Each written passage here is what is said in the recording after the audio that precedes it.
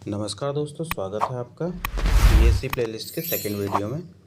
इससे पहले की वीडियो में हम बात कर चुके हैं रेफ्रिजरेशन और schematic layout of refrigeration system, यानी कि प्रशीतन और प्रशीतन सिस्टम या निकाय की संकल्पना के बारे में। अगर आप में से किसी ने वो वीडियो नहीं देखा है तो ऊपर आई बटन पर जाके उस वीडियो को देख सकते हैं। तो आज की हम दूसरी वीडियो में, बीएससी प्लेलिस्ट की दूसरी वीडियो में हम बात करेंगे यहाँ पर concept of heat engine, heat pump और रेफ्रिजरेटर के बारे में। तो हीट इंजन को समझने से पहले हम कुछ इनके टर्म्स के बारे में पढ़ते हैं। तो इसमें सबसे पहला जो टर्म आता है वो आता है थर्मल रिजर्वायर। तो थर्मल रिजर्वायर एक ऐसी बॉडी होती है जिसकी जो हीट कैपेसिटी या ऊष्मा ग्रहण करने की क्षमता इतनी ज़्यादा होती है कि अगर उसमें से हम किसी मात्रा में हीट को बाहर निकालें या उसमें हीट ऐड करें तो उसके तापमान में कोई परिवर्तन नहीं आता है। तो वही हमारा थर्मल रिजर्वायर होता है। तो थर्मल रिजर्वायर यहाँ पर दो प्रकार के होते हैं, हीट सोर्स और हीट सिंक। तो पहले हम यहाँ पर एक जो फ्लो चार्ट है या जो डायग्राम है हमारा हीट इंजन का, उसको देख लेते हैं। तो यहाँ पर चित्र में आप देख पा रहे होंगे हमारे तीन पार्ट हैं यहाँ पर, सोर्स, वर्किंग बॉडी और सिंक। तो यहाँ पर कलर रिप्रेजेंटेशन भी कर रखा है हमने। तो जो रेड कलर का जो हमारा दिखा रहा है वो सोर्स है और ब्लू कलर में सिंक है। तो और ये हमारे कलर को भी जो कलर है ये तापमान को भी दिखा रहा है। जो सोर्स का जो तापमान होगा काफ़ी हाई होगा और जो सिंक होगा उसका तापमान काफ़ी लो होगा। तो हीट सोर्स हमारा होता है हमारा वह बॉडी या थर्मल रिजर्वायर जहाँ से हम हीट इंजन के लिए हीट को ले रहे हैं और उसका जो तापमान होता है काफ़ी उच्च हाई होता है हीट इंजन में। और वर्किंग बॉडी जो होती है हमारा वर्क हमें प्रदान कर रही होती है। और सिंक जो है, क्योंकि सोर्स से हमने हीट ली और वर्क प्राप्त हुआ और जो रिमेनिंग हमारी जो हीट होगी वो कहीं ना कहीं जाएगी। तो हीट सिंक हमारा जो बची हुई ऊष्मा होती है उसको लेती है और यहाँ पर जो तापमान होता है काफ़ी कम होता है। तो जो यहाँ पर हीट सोर्स से ली गई ऊष्मा और हीट सिंक में आई ऊष्मा का जो अंतर होगा वो हमारा वर्क होगा, जैसा कि हमारा थर्मोडायनेमिक्स के फर्स्ट लॉ में भी है। तो यहाँ पर Q2 माइनस जो Q1 होगा या Q1 माइनस जो Q2 होगा वो हमारा वर्क आउटपुट हो जाएगा। तो थर्मल जो हमारा हीट इंजन होता है, तो हीट इंजन में हमें वर्क मिलता है ऊष्मा के आदान प्रदान से। तो यहाँ पर जैसे आप एफिशिएंसी वाला टर्म देख रहे होंगे, वर्क डन यहाँ पर दिया हुआ है। तो work done equals to Q1 minus Q2, यानी कि सोर्स से प्राप्त ऊष्मा माइनस सिंक में प्राप्त ऊष्मा का जो अंतर होगा वो हमारा वर्क डन हो जाएगा। तो यहाँ पर जो थर्मल इफिशिएंसी होगी, क्योंकि जो दक्षता होती है दक्षता बराबर वर्क आउटपुट अपॉन दी गई ऊष्मा या इनपुट। तो यहाँ पर जो इनपुट है वो हमारा Q1 है क्योंकि हमने सोर्स से दिया हुआ है। तो थर्मल इफिशिएंसी हो जाएगी हमारी वर्क अपॉन Q1 और वर्क डन था हमारा Q1 माइनस Q2।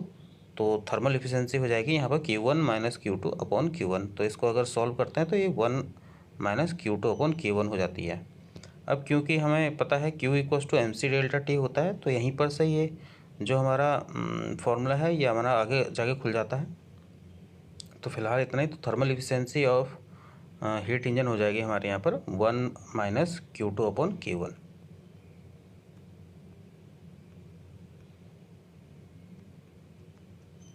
इसके बाद हमारा आता है हीट पंप।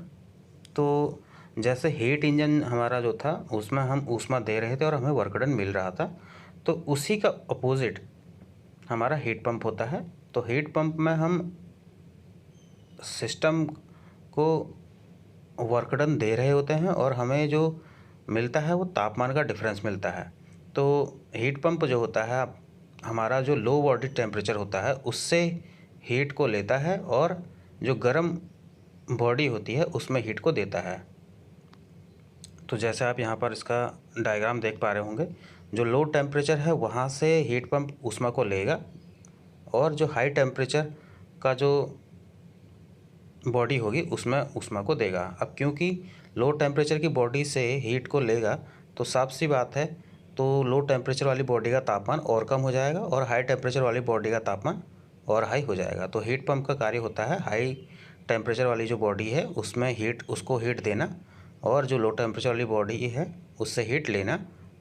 और इन सब क्रियाओं के लिए यहाँ पर हीट पंप की ज़रूरत होती है, क्योंकि नेचर में हाई टेम्परेचर से लो टेम्परेचर की तरफ जो ऊष्मा का प्रवाह होता है अपने आप हो जाता है। इसलिए लो टेम्परेचर से हाई टेम्परेचर की तरफ ऊष्मा का प्रवाह करने के लिए हमें किसी न किसी मशीन की ज़रूरत पड़ती है और वो मशीन यहाँ पर हीट पंप है।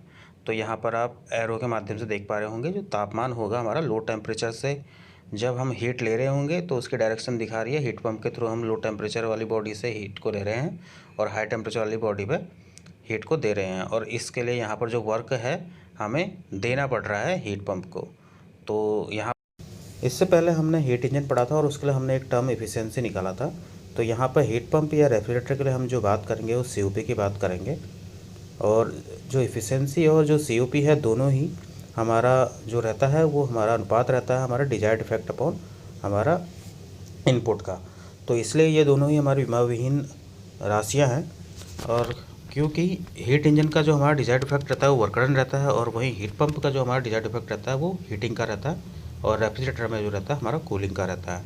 इसलिए यहाँ पर COP बराबर QH/W। तो COP यहाँ पर कोफिशिएंट ऑफ परफॉर्मेंस, तो यहाँ पर QH क्योंकि हम जो वर्क का आउटपुट हमें जो मिल रहा है वो हमें मिल रहा है QH, तो आउटपुट हमारा QH है और जो वर्क डन है हमारा QH-QL। तो COP बराबर QH/QH-QL, और इसको यहाँ पर खोलते हैं तो यहाँ पर TH/TH-TL हो जाएगा। और जो हमारा हीट पंप होगा उसकी जो COP होगी हमेशा रेफ्रिजरेशन से ज़्यादा होगी। तो COP of heat pump equal to 1 + COP of refrigerator. अब यहाँ पर आप कंफ्यूज कर रहे होंगे हीट पंप और रेफ्रिजरेटर में। तो यहाँ पर सिंपल सी बात यह है कि जो हीट पंप होता है उसका काम ये होता है कि जो हाई टेम्परेचर वाली जो बॉडी है उसको हीट देना, और रेफ्रिजरेटर का जो काम होता है वो होता है लो टेम्परेचर की जो बॉडी है उसमें से हीट लेना ताकि वो बॉडी ठंडी हो पाए। बस अंतर केवल जो आएगा आपका डिजायर्ड इफेक्ट का रहेगा।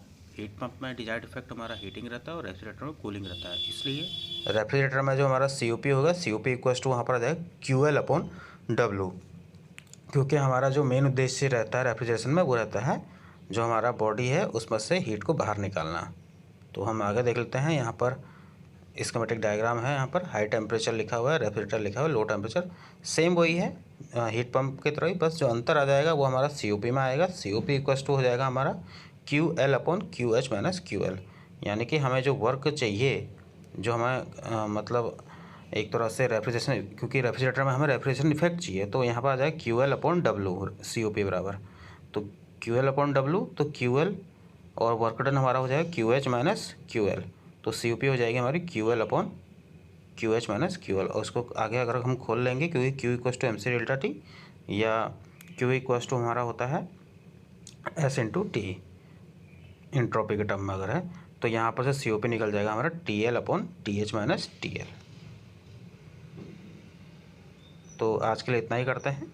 आगे के वीडियो के लिए आप हमारे साथ बने रहें। Thank you.